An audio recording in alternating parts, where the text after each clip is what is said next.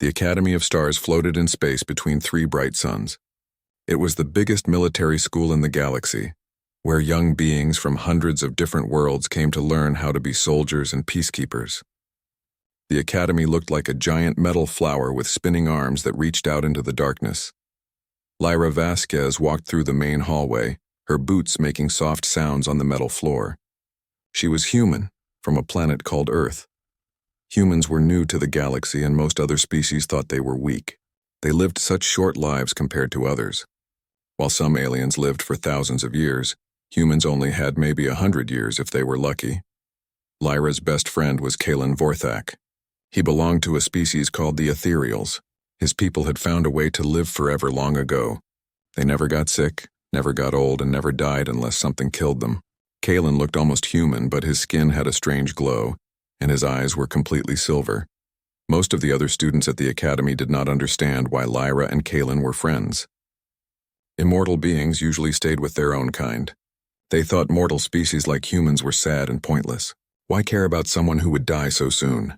But Kalen saw something different in Lyra. While his people spent decades thinking about simple decisions, she acted fast and with purpose. She knew her time was short, so she never wasted it. She studied harder than anyone else. She trained longer in the fighting rooms. She cared more about everything because she knew she might not get another chance. The academy had students from all over the galaxy. There were the tall blue Centauri with their 4 arms, the rock-like granite people who spoke by making rumbling sounds, the small flying whisper folk who lived in the air vents, and many others. But Lyra noticed something strange. The students from mortal worlds always seemed to have more accidents. Their training equipment broke more often. They got assigned to the most dangerous practice missions. When someone died during training, it was usually someone from a species that did not live very long.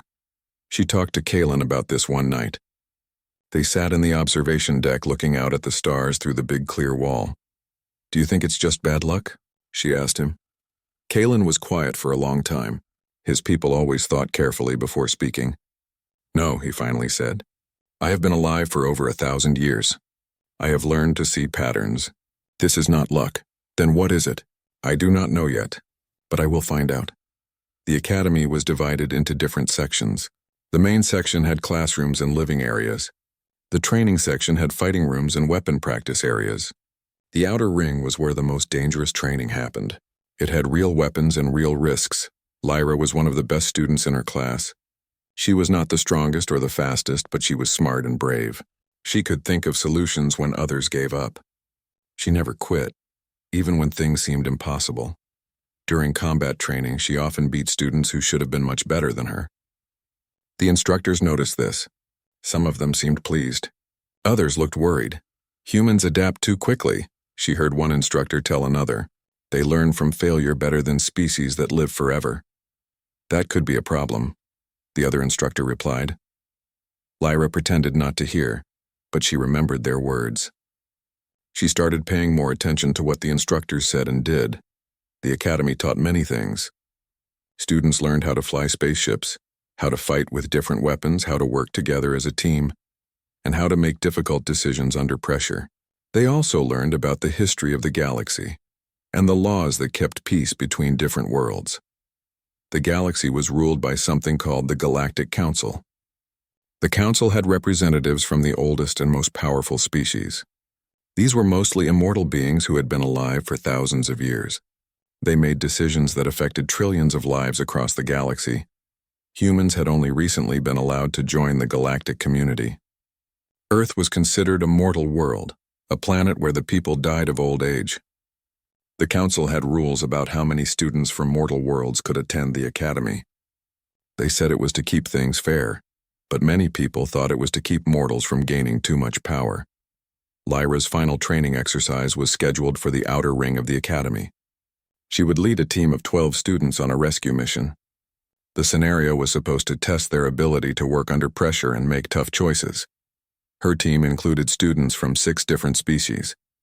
Besides Kalen, there was Threx, a large reptilian warrior, Xena, a cat-like being with excellent reflexes, 2 crystal beings who could share thoughts with each other, and several others. The mission seemed simple at first. They had to rescue hostages from a damaged space station. The station was really just a training setup, but it was designed to feel real. There would be fake enemies, real dangers, and time pressure. Lyra studied the mission plans carefully. Something felt wrong about it. The rescue route took them through the most dangerous parts of the station. The enemy positions seemed designed to cause maximum casualties, and all the students assigned to her team were from mortal worlds. She shared her concerns with Kaylin the night before the mission. "This feels like a trap," she said. "Traps are part of training," he replied. "You are supposed to figure them out." "No, this is different. Look at the team assignments. Every single person on my team is from a species that dies of old age. Don't you think that's strange?" Kaylin looked at the list of names. His silver eyes grew darker. "Yes," he said slowly. "That is very strange." The next morning, they gathered in the equipment room before the mission. Lyra checked her gear carefully. Her energy weapon was older than the ones other teams received. Her protective suit had been repaired several times. Her communication device kept making static sounds. She asked for replacement equipment, but the supply officer said nothing better was available. When she saw other teams getting new gear, she knew something was very wrong. The outer ring of the academy was a dangerous place even during normal times. It had real weapons for advanced training. The artificial gravity could be turned off without warning. Some sections had no air, so students had to wear special suits. As Lyra's team moved toward their training area, alarms suddenly started ringing throughout the academy. Emergency lights flashed red. A voice came over the speakers saying that the academy was under attack by unknown ships. At first, Lyra thought this was part of their training exercise. But then she saw real explosions through the windows. Real enemy ships were firing real weapons at the academy. This was not practice. The academy's defense systems activated. Giant weapons emerged from hidden panels and started firing back at the attacking ships. Students and instructors ran through the hallways trying to get to safe areas, but something was wrong with the emergency systems. While immortal students were being guided to secure bunkers, the mortal world students found themselves trapped in the most dangerous sections of the academy. The doors that should have opened for them stayed locked. The evacuation routes that should have led to safety instead led deeper into the damaged areas. Lyra realized this was no accident. Someone had planned for this to happen. Someone wanted the mortal students to die while the immortal ones survived. She looked at her team, all young beings who just wanted to serve the galaxy and make a difference. They trusted her to lead them to safety. She would not let them down no matter what it cost her. The attack on the academy lasted for 6 hours. When it was over, the official report said that separatist rebels had launched a surprise assault. They claimed the rebels wanted to steal military secrets and weapons. The academy's defense systems had fought them off, but not before significant damage was done. 47 students died in the attack. 43 of them were from mortal worlds. Only 4 immortal students lost their lives, and those deaths were called unavoidable accidents. Lyra Vasquez was listed among the dead. Her body was found in the Academy's power core section, where she had manually activated the emergency systems to save hundreds of other students. The radiation from the core had killed her instantly, but her actions had allowed the evacuation systems to work properly. Kaylin stood at Lyra's memorial service 3 days later. Representatives from dozens of worlds had come to honor the students who died. They spoke about duty, sacrifice, and the price of freedom, but Kaylin barely heard their words. He kept thinking about what Lyra had discovered before she died. The strange equipment failures, the dangerous mission assignments for mortal students, the way the emergency systems had failed exactly when they were needed most. After the service, Kaylin went to the Academy's main computer center. He used his family's ancient access codes to look at files that most people could never see. What he found made his immortal blood run cold. The attack had not been random. The rebels had detailed plans of the Academy's layout. They knew exactly where the mortal world students would be during the emergency. They had weapons specifically designed to damage the sections where those students were trapped. But most shocking of all, the emergency system failures had been programmed in advance. Someone with high-level access had changed the evacuation routes 2 days before the attack.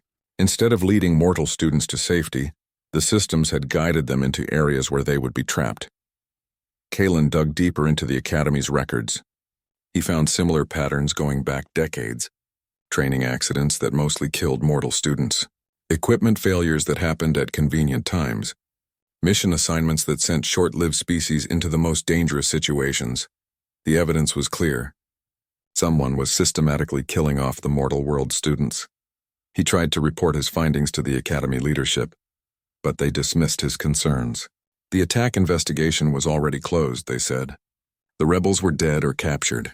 There was no conspiracy, just the unfortunate reality that war claimed young lives. But Kalen knew better. He began his own investigation, using skills and resources that came from being alive for over 1,000 years. He had contacts throughout the galaxy, favors owed by powerful beings, and access to information networks that most people did not even know existed. What he discovered was bigger than just the Academy. There was a galaxy-wide effort to prevent mortal species from gaining power. It was subtle and well hidden, but it was everywhere. Young mortals who showed exceptional promise were assigned to dangerous missions. Their equipment was tampered with. Their ships developed mysterious problems. Their colonies suffered from pirate attacks that left no survivors. The pattern was always the same. It looked like bad luck or enemy action, but never like deliberate murder. Kalen traced the conspiracy through layers of shell companies, secret meetings, and coded communications. It took him months to identify the real leaders, but eventually he found them. The conspiracy was run by 3 of the most powerful beings in the galaxy. They called themselves the Eternal Triumvirate, and they had been alive since the early days of galactic civilization. First was High Counselor Vexthera, a member of the Crystalline Collective. Her people were living gems who thought in terms of geological time. They considered organic life to be a temporary inconvenience. Second was Admiral Korvash of the Iron Legion. His species had replaced their biological bodies with mechanical ones thousands of years ago. They viewed flesh as weakness and mortality as failure. Third was the being known only as the Thoughtwalker. It came from a species that existed as pure mental energy. To them, physical death was meaningless because they could transfer their consciousness between bodies. These 3 had watched the rise of mortal species with growing alarm. Young races like humans who lived for such short times were developing technology and ideas at incredible speeds. They took risks that immortal beings would never consider. They adapted and changed in ways that threatened the stable order the Triumvirate had maintained for millennia. The immortals had grown comfortable with their power. They made careful, slow decisions because they had infinite time to see the results. But mortal species were different. They moved fast, thought creatively, and were willing to sacrifice everything for their beliefs. The Triumvirate saw this as a threat to galactic stability. They believed that immortal beings, with their wisdom and experience, should guide the galaxy. Mortals were too reckless, too emotional, too willing to upset the careful balance that had kept peace for so long. So they had decided to solve the problem quietly. Instead of openly declaring war on mortal worlds, they would simply make sure that promising young mortals died before they could become leaders. It would look like natural selection, the weak being eliminated by the harsh realities of galactic life. Lyra had been killed because she was exactly the kind of person they feared. Smart, brave, and inspiring to others. If she had lived, she might have become a leader who could unite the mortal worlds against immortal control. Kalen felt something he had never experienced before in his 1,000 years of life. The ethereals had long ago learned to control their emotions, to think rationally about everything. But as he read about the systematic murder of innocent young beings, he felt pure rage building inside him. For the first time, he understood why mortal species accomplished so much in their short lives. They felt things deeply and acted on those feelings. They did not spend decades analyzing every decision. When they saw injustice, they fought against it immediately. The Academy returned to normal operations within a month. New students arrived to replace those who had died. The memorial garden was built, and people spoke respectfully about the noble sacrifice of the fallen. But nothing really changed. Mortal World students continued to receive faulty equipment. They were still assigned to the most dangerous missions. The accidents continued to happen with suspicious frequency. Kalen graduated with the highest honors in Academy history. He was offered positions with the most elite units in the galactic military. Important beings wanted to recruit him for their personal forces. His future was assured, and his people were proud of his achievements. Instead, he did something that shocked everyone who knew him. He turned down all the prestigious offers and requested assignment to a remote border patrol station. When his family asked why, he told them he wanted to see the galaxy from a different perspective. What he really wanted was to disappear from official attention. He needed time to plan his response to what he had learned. The Triumvirate was too powerful to fight openly. They controlled too many resources, had too many allies, and could make anyone who opposed them simply disappear. But Kalen had advantages they did not expect. He was immortal like them, so he could think in terms of decades and centuries. He had been trained at the academy in tactics and strategy. And most importantly, he now understood what mortals had known all along. Sometimes the right thing to do was worth dying for. He began to make his own plans, not for a quick strike or an open confrontation, but for a long, patient campaign that would expose the truth and give the mortal worlds a chance to defend themselves. Lyra had died to save the students trapped with her. Now Kalen would honor her memory by saving all the students who would come after her. The Triumvirate thought they were safe because they controlled the official channels of power. But they had forgotten that the most dangerous enemies were often the ones you never saw coming.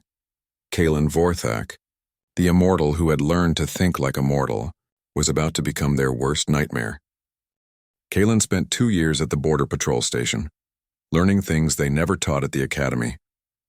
He learned how to disappear into crowds, how to change his appearance, and how to move through the galaxy without leaving traces. Most importantly, he learned how to think like someone who did not have forever to accomplish their goals. His fellow ethereals thought he had lost his mind. They sent messages asking when he would return to civilized society and take up his proper place among the immortal elite. When he did not answer, they assumed he was going through a phase that would pass in a few decades. They did not understand that Kalen was no longer thinking like an immortal. He had begun to see time the way Lyra had seen it, as something precious and limited, not to be wasted on careful planning and endless consideration. During his time on the border, Kalen made contact with others who had noticed the pattern of suspicious deaths among mortal species. There was Captain Sarah Chen, a human officer whose younger brother had died in a training accident similar to Lyra's. There was Dr. Thalen Urxis, whose reptilian people were being systematically excluded from advanced medical research, and dozens of others from different worlds, all united by the loss of someone they cared about. Kalen shared his evidence with them carefully, revealing just enough to prove his point without exposing his true identity. These beings became the core of what would later be called the Mortal Alliance, a secret network dedicated to protecting young lives that the galaxy considered expendable. But Kalen knew that evidence alone would not be enough. The Triumvirate controlled the courts, the media, and the military leadership. Any official accusations would be dismissed or covered up. The conspiracy was too well protected to be defeated through legal means. So he began a different kind of campaign. Using his immortal abilities and military training, Kalen started targeting the Triumvirate's operations directly. But he was careful never to kill anyone directly. Instead, he exposed their activities in ways that caused maximum damage to their reputation and resources. His first target was a secret research facility where the Triumvirate was developing biological weapons designed to affect only mortal species. Kalen infiltrated the facility and copied all their research data, then arranged for it to be leaked to scientific communities throughout the galaxy. The revelation that someone was creating species-specific weapons caused an uproar. The Triumvirate quickly denied any involvement and claimed the facility was operated by unknown terrorists. But the damage was done. Mortal worlds began developing defenses against biological attacks, and trust between species began to break down. Kalen's next target was a shipping company that was secretly tampering with supplies sent to mortal world colonies. Food shipments were contaminated with subtle toxins. Medical supplies were replaced with less effective versions. Construction materials were weakened to cause structural failures. Again, Kalen did not attack the company directly. Instead, he arranged for their quality control systems to malfunction at exactly the right moment, revealing the tampered goods to inspectors. The scandal destroyed the company and revealed another piece of the conspiracy against mortal worlds. With each operation, Kalen grew bolder and more skilled. He learned to use the Triumvirate's own systems against them, Their security networks became his information sources. Their communication channels carried his planted evidence. Their trusted agents unknowingly helped him expose their crimes. The triumvirate began to realize they were under attack, but they could not identify their enemy. The operations against them were too sophisticated to be the work of mortal rebels, but no immortal being would betray their own kind for the sake of short-lived species. They increased security around their operations and started hunting for the mysterious saboteur. But Kalen always stayed one step ahead, using his immortal patience to plan each move carefully while acting with mortal urgency when the time came to strike. As word of the conspiracy spread through the underground networks, more and more beings joined the resistance. Some were mortals who had lost loved ones to suspicious accidents. Others were immortals who had grown disgusted with the triumvirate's methods. The movement attracted beings from all walks of life. There were soldiers who had been ordered to carry out questionable missions, scientists who had been told to suppress research that might benefit mortal worlds, bureaucrats who had been asked to alter records and hide evidence. Each new member brought more information about the conspiracy's scope. The triumvirate's influence reached into every aspect of galactic society. They controlled bank loans to mortal world businesses, ensuring that promising ventures would fail. They influenced academic selections, making sure that mortal students would not receive the best educations. They even manipulated dating services to prevent successful marriages between members of different species. The conspiracy was vast, subtle, and had been operating for centuries. But it had one critical weakness: it depended on secrecy. If enough people learned the truth, the triumvirate's power would crumble.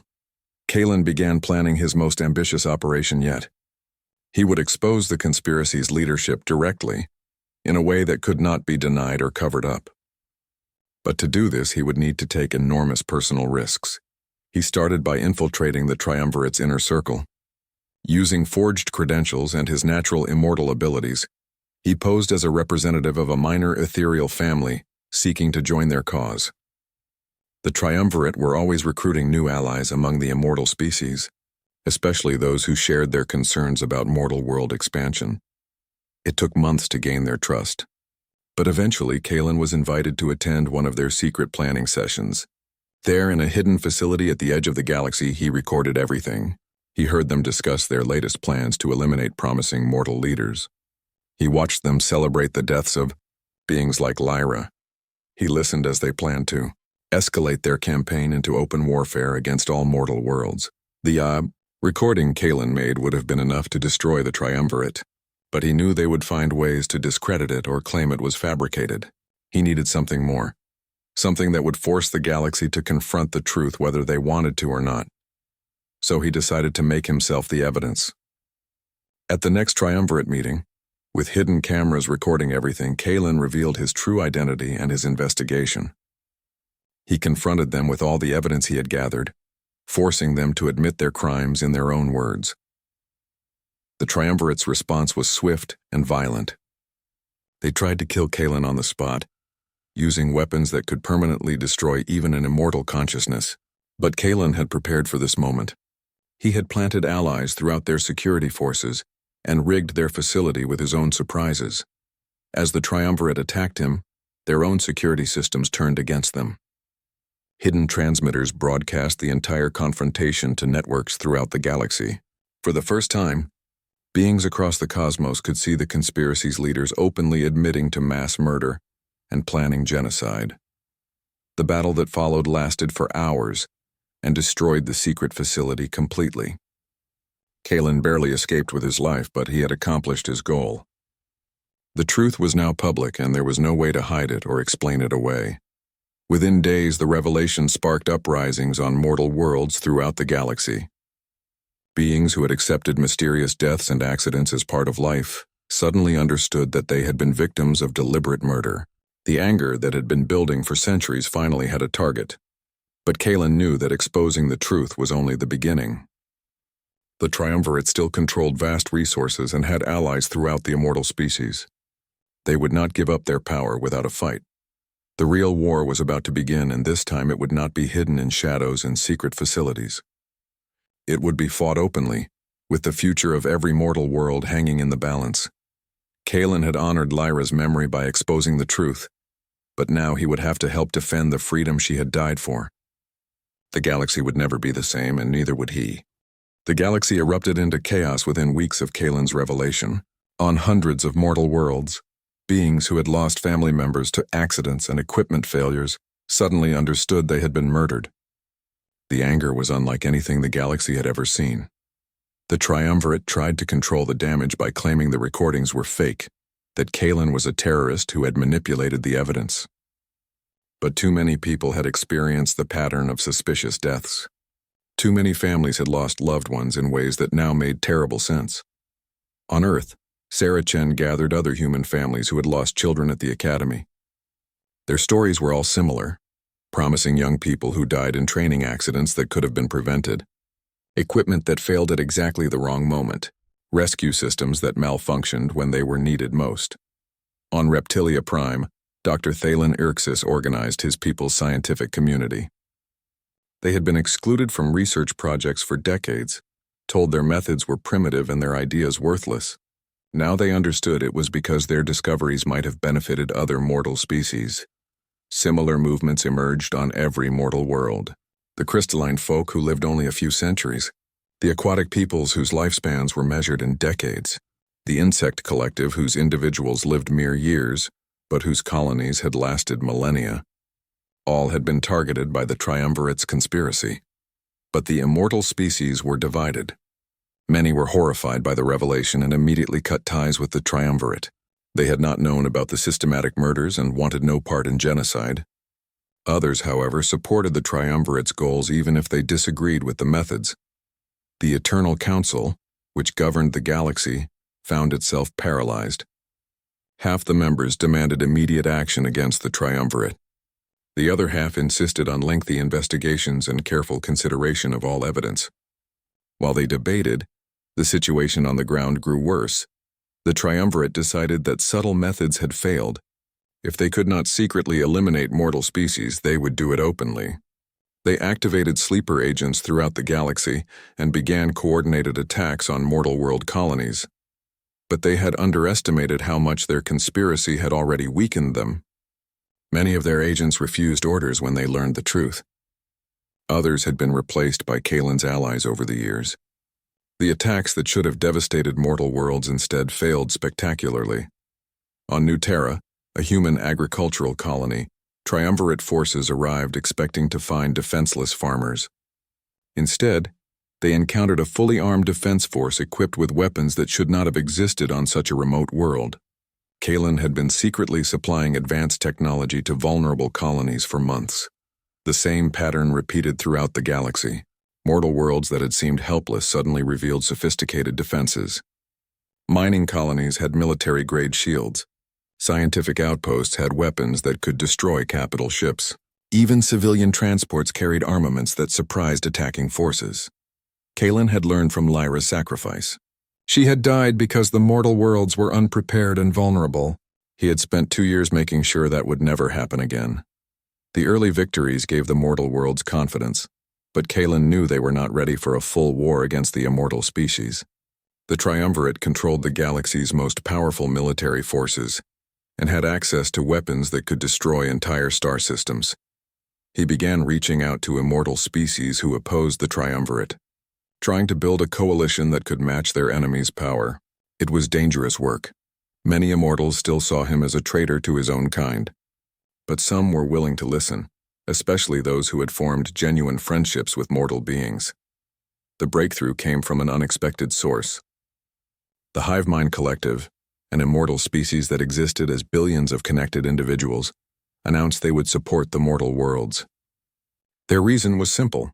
They had analyzed the Triumvirate's plans and concluded that the conspiracy would eventually target them as well. First they eliminate the mortals, the collective's spokesperson explained. Then they will turn on immortals who are different from them. We have seen this pattern before in galactic history. It always ends with one group trying to control everything. Their support encouraged other immortal species to choose sides. The ancient librarians who preserved galactic knowledge revealed they had records proving the Triumvirate's crimes went back thousands of years. The energy dancers, beings of pure light, used their abilities to disrupt Triumvirate communication networks across the galaxy. But the triumvirate's response was swift and brutal. They activated something called the Omega Protocol, a network of ancient weapons hidden throughout the galaxy. These devices could affect reality itself, erasing matter from existence or changing the laws of physics in small areas. 12 mortal world colonies simply disappeared in the first wave of attacks. Not destroyed, completely erased from reality as if they had never existed. Only the memory of their inhabitants remained, and even those memories began to fade as the universe adjusted to their absence. The use of reality-warping weapons shocked even the Triumvirate's allies. These devices had been banned for millennia because they were too dangerous to control.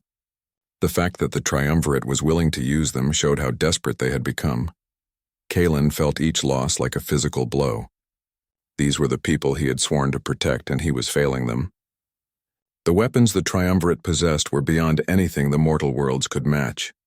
How could beings who lived for decades fight against enemies who could erase them from existence? The answer came from the most unlikely source, the mortal worlds themselves. Instead of surrendering or trying to negotiate, they did something that amazed the galaxy. They chose to fight anyway. Human colonies that knew they might be erased at any moment continued developing new technologies. Reptilian worlds under attack shared their discoveries freely with other species instead of hoarding them for their own defense. Aquatic peoples who could barely survive on dry land volunteered to fight alongside land-based species on alien worlds. The mortality that the Triumvirate saw as weakness became the greatest strength of the alliance. Beings who knew their time was limited refused to waste it on fear or despair. They acted with an urgency and courage that immortals could not understand. On Kepler 442c, the moon where the Academy of Stars had been built, a mixed force of mortals and sympathetic immortals made their last stand. The Triumvirate had decided to destroy the Academy as a symbol of their victory, but the defenders refused to evacuate. Kalen arrived just as the battle began. He found Captain Sarah Chen commanding human forces alongside Dr. Thalen Erxis and his reptilian warriors. Ethereals who had rejected their own people's neutrality fought beside crystal beings and energy dancers. Former Academy students from dozens of species worked together as if they had trained together for years. The battle raged for 3 days. The Triumvirate threw everything they had at the Academy, including more reality-warping weapons. But every time they erased part of the station, the defenders adapted and found new ways to fight. When their weapons were destroyed, they used improvised tools. When their positions were overrun, they fell back and regrouped. Kalen realized he was watching something unprecedented in galactic history. The mortal species were not just fighting for their own survival. They were fighting for the idea that all beings, regardless of their lifespan, deserved to exist and to matter. But he also knew they could not win through military force alone.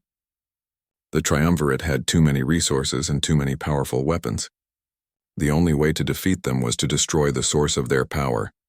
Deep beneath the Academy, in ruins that predated the current galactic civilization, Kalen found what he was looking for. Ancient texts spoke of a device that the first immortal species had used to extend their lives. The same technology that had given the Triumvirate their power. The device was still there, hidden in chambers that most beings had forgotten existed. But it was not what he had expected. Instead of a machine that granted immortality, he found something far more sinister. The device did not create immortality. It stole life force from other beings and transferred it to those who controlled it. The immortal species had not discovered the secret of eternal life. They had built a machine that fed on the life energy of mortals, extending their own existence by shortening the lives of others. For millennia, the device had been draining life force from mortal worlds, making their inhabitants age faster and die younger while extending the lives of the immortal species.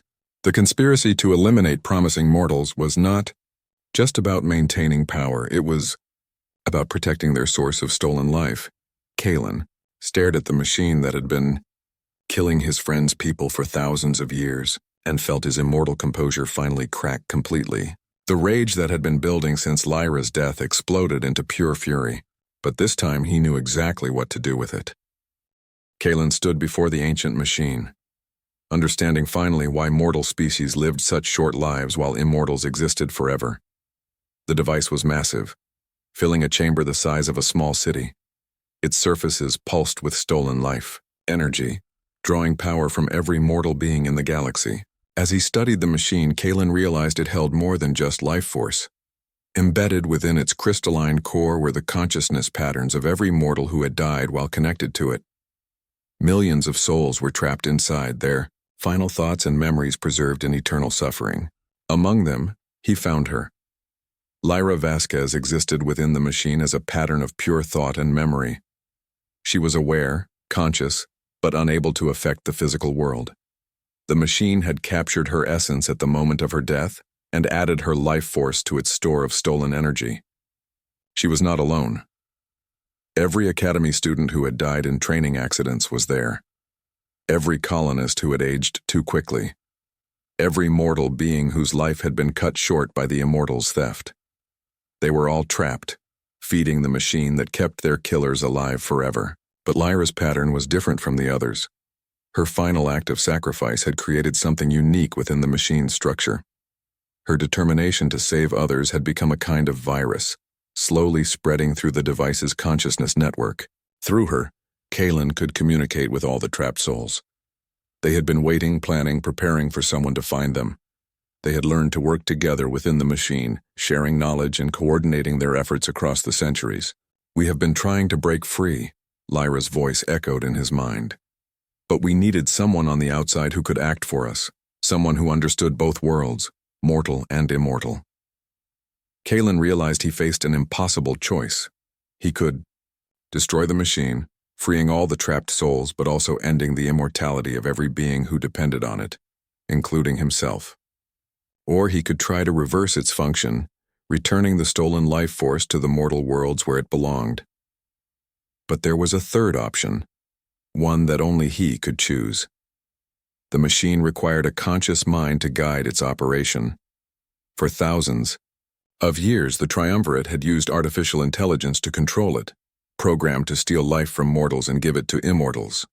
But if someone willingly took control of the device, they could redirect its power however they chose. The cost would be everything. The person who merged with the machine would become part of it forever. Their consciousness spread across the galaxy's life force network. They would have the power to grant or deny immortality to anyone, but they would never again exist as an individual being. Kalen looked at his hands, thinking of all the years he had lived and all the things he had done. 1,000 years of existence, of watching civilizations rise and fall, of learning and growing and becoming more than he had ever imagined possible. Then he thought of Lyra, who had given up her chance at those same experiences to save people she barely knew. She had chosen to matter rather than simply exist, to burn brightly rather than fade slowly. The choice was easy. Kalen placed his hands on the machine's control interface and felt his consciousness begin to merge with its vast network. Pain beyond description flooded through him as his individual identity started to dissolve into something larger. But he held on to his purpose, using his will to guide the transformation.